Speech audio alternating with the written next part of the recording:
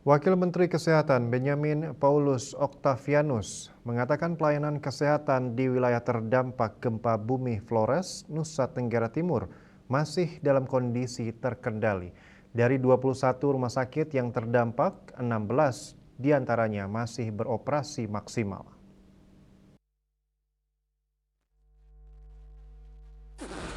Wakil Menteri Kesehatan Benyamin Paulus Octavianus mengatakan pelayanan kesehatan di wilayah terdampak gempa bumi Flores, Nusa Tenggara Timur masih dalam kondisi terkendali.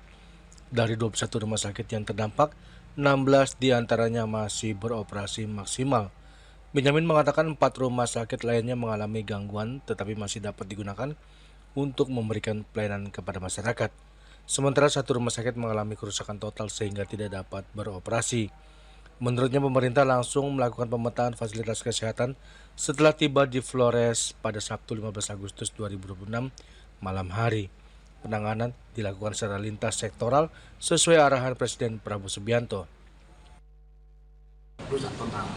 Jadi kita bikin rumah sakit darurat sehingga hari ini rumah sakit darurat itu dibangunnya cuma perlu sekitar 5-6 jam, jadi hari ini sudah bisa dipakai. Sudah bisa. Jadi itulah dari 21 rumah sakit, 16 beroperasi maksimal total, 4 yang terganggu tapi masih bisa dipakai, yang di Rutang rusak total sehingga kita datangkan kemarin siang landing di Labuan Bajo, langsung pakai truk menuju ke Ruteng. Tadi pagi saya lihat mulai dipasang, sekarang mulai selesai.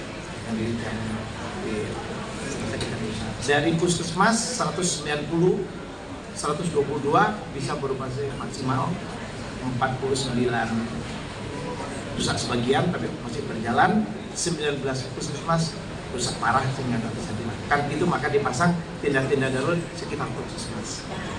Angka kira yang membutuhkan pertolongan karena fraktur dan cedera kepala sampai kemarin itu 79, tapi saya kira itu akan naik terus ya. Nah itu kan selalu berkembang dengan ditemukannya kasus. Tapi pelayanan dalam keadaan terkendali. Meski demikian, Wamenkes memastikan pelayanan kesehatan di wilayah terdampak masih terkendali. Pemerintah juga menyiapkan tim medis lengkap dengan peralatan untuk diterjunkan ke lokasi yang membutuhkan. Dari Jakarta, Julius Wate dan Ketut Sumadiasa melaporkan.